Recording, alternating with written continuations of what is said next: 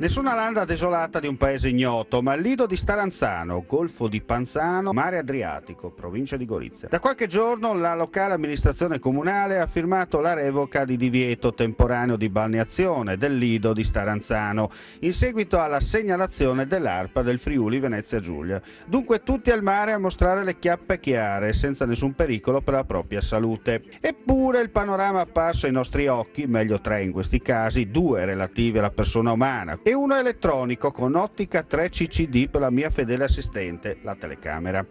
Senza voler mettere in dubbio l'operato degli addetti ai lavori, il dubbio che tutto sia nella norma lascia perplessi. Le immagini parlano da sole, il commento serve solo a mettere il dito nella piaga. Le condizioni della spiaggia sono al limite della praticabilità, l'acqua non invita a farci un salto e il cumulo di alghe putrefatte pongono tanti dubbi e riflessioni. Pare di vivere sul set del film Fantozzi alla riscossa, ci manca solo che da quell'ammasso di rifiuti naturali esca Franchino. Senza dimenticare che a meno di 1 chilometro il canale del porto di Monfalcone riversa nel golfo un quantitativo X di scarti, ma questo è solo un dettaglio per qualcuno. Va detto che la segnaletica c'è, della serie ti ho avvisato. Se non capisci, sono cavoli tuoi. Le ristrettezze economiche portano le persone a frequentare luoghi poco adatti ai canoni della nuova civiltà, perché non si paga il biglietto, il posto auto c'è, senza paura del vigile che ti faccia la sgradita sorpresa, e altro ancora. Da giovane cronista di provincia, dopo aver visto tale monnezza, ti viene dire: quando quella la monta in scagno, o la puzza o la fa dano. Post scriptum, attendiamo risposte celeri da chi di dovere, perché noi sappiamo come si suonano i campanelli.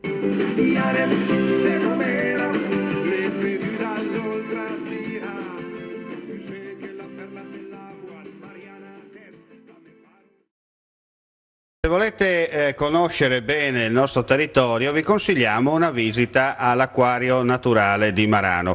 Perché? Perché si possono scoprire tante cose che nemmeno lontanamente si può immaginare. Sicuramente l'acquario lagunare permette di capire, conoscere, quindi poi amare la fauna e la flora tipica della laguna di Marano e Grado. E è l'unico modo facile per poter conoscere la grande varietà che è presente in laguna. È infatti visibile in questo acquario vari tipi di ambientazioni, di habitat che sono caratteristiche della laguna, e questa disposizione di diverse vasche permette di far capire all'utente, al visitatore, la ricchezza e la diversità di questo ambiente. Un ambiente quindi che non è solamente un ambiente che è monotono, ha un'unica forma, ma ha diverse facce. Si passa quindi dall'ambiente alle foci dei fiumi, dove troviamo certi tipi di pesci, da quelli che troviamo nelle acque poco profonde della laguna, che è così poco profonde che quando c'è la bassa marea l'acqua scompare e questi fondali emergono, agli ambienti di canale dove troviamo i pesci più famosi della laguna come le orate, i branzini, e ad anche un altro particolare aspetto della laguna, che sono quelli delle praterie a fanerogame marine, delle vere e proprie piante acquatiche, dove si insediano una grande e incredibile rete alimentare, tra cui è possibile vedere delle incredibili forme viventi, quali sono i cavallucci marini e i pesci ago. Ricordo che l'acquario è aperto il mercoledì e il venerdì mattina dalle 10 alle mezzogiorno e mezza.